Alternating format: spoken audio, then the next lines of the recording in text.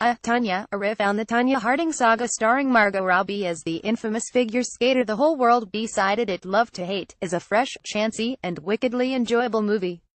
It's framed as a fake documentary. It opens with the characters being interviewed 20 years later, and it has a tone of poker-faced goofball Americana that suggests a biopic made by the Coen brothers.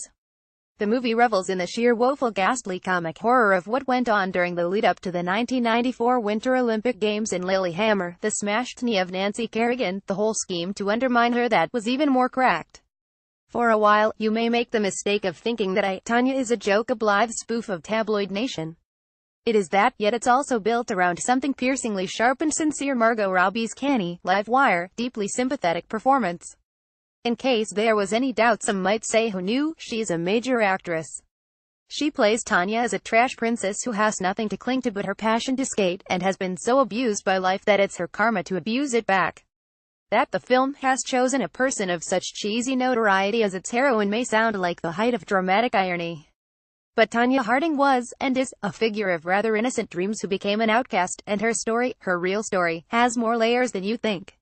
Ever since the 70s, American movies have been full of scoundrels, hoodlums, and sociopaths who do all kinds of outrageous and indefensible things, but just about all of them are men, and even their worst behavior gets held up to the light as a mirror of our own darkness.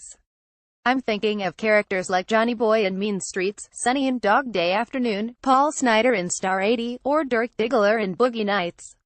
Tonya, in its slightly impervious yet inquiring way, presents Tonya Harding as the female heir to all those holy paragons of disreputability. It's about time we had a world-class feminine lowlife to root for, and this, at long last, is that movie. It's a serious blast, with a plot that zigs and zags, but only because it sticks, within reason, to the facts, and a cast of characters who are so eccentrically scuzzy that maybe no one could have dreamed them up. When Tonya is 3, she is taken to a skating class in her hometown of Portland, Oregon, by her hard-bitten waitress of a mother, Lavona Allison Janney, who is really a monster. She pushes the little girl out onto the ice, where Tonya is happy enough, but this mother won't stop pushing, and the terror of it is that every thought she has is a punitive whiplash of negative energy. Allison Janney, with cropped hair and big glasses, her face a scowl of displeasure as she blows out smoke from thin brown cigarettes, keeps spewing rapid-fire lines of toxic obscenity and ire like I'm a gardener who wants to be a flower. However, she makes you chuckle, often, yet just because her performance is funny doesn't mean that it's not serious. Janney enters the soul of the kind of parent who's a drive-by destroyer, molding her child, almost by design, into someone who will never believe in herself. It's parenting as a form of barely repressed competition and vengeance, yet Lavona, a mentally warped stage mother, shapes Tonya in one defining way. Figure skating, as a kind of athletic finishing school for girls, is designed to be a princess contest. It's not just about skating, it's about projecting an image that goes back to the good girl tropes of the 40s and 50s. Lavona has a pathology about not fitting in. She doesn't want to pay for upscale frilly costumes, but really, she's too much of a poison pill to play by the rules that others set. She'd rather set herself and her daughter apart. It's a projection of her misanthropy, but the result is that Tonya, an only child who likes trucks and chopping wood, grows up to be a heavy metal figure skater from white trash hell. When Robbie takes over the role, she looks a little sleeker than the real Tonya Harding, who has a scrunchy neurotic grin, but she nails Tonya's skittery insecurity, and the freedom she feels on the ice. Robbie did portions of her own skating, and the scenes are thrillingly staged and shot. In one, Tonya comes out in a purple costume with a white swirl that looks like something off a customized sports car, and she's her own thing, a badass rock and roll sprite.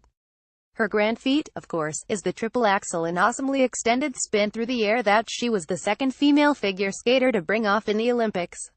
When she's up there, she's flying, she transcends her identity as an outsider victim. Part of the film's drama, almost its morality, is that Tonya, though a highly successful skater who starts to compete in national championships, gets lower scores than she deserves, and the judges, at several points, come out and admit that it's about factors besides skating, what they call presentation. But that's just code for the conventionality, for wanting to sell a homogenized image of America on the Olympic level. It has nothing to do with what any of this is supposed to be about, skating, and that lends Tonya a streak of rebel realness. That's the good side of her contempt for respectability. The bad side is that she falls for Jeff Gillooly, Sebastian Stan, a loser in a sardine mustache who's nice enough to Tonya, when he isn't punching her in the face. Their relationship isn't portrayed as one of those hellacious ones in which the abuser keeps the abused under his thumb by threatening her. Sebastian Stan makes Jeff a bumpkin with a mean streak, and Tonya, no matter how much she gets slapped around, simply won't cut him loose. She marries him, and leaves him, and keeps coming back. The movie is sharp enough to suggest that she feels the echo of her mother's hatred in every slap, and she can't give that up. She's addicted to what she thinks she deserves.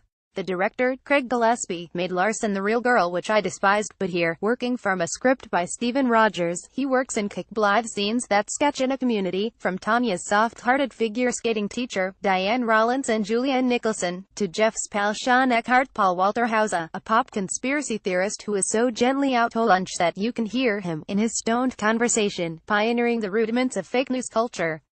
As the Olympics approach, it's Sean who Jeff taps for a scheme to send letters to Nancy Kerrigan in order to intimidate her. When the orders are passed to someone even lower down on the boob chain, it comes out as whack Nancy in the knee. There's no larger meaning to what the film calls the incident. It just happens. Tonya Harding had almost nothing to do with it, yet the attack on Nancy Kerrigan played out on the global media stage as an explosion of her festering class resentment and insecurity, which was all too real. And she paid the price. She had much more than 15 minutes of infamy. She saw her life reduced to a punchline, and once the whole thing went through the courts, she was banned from competitive skating forever.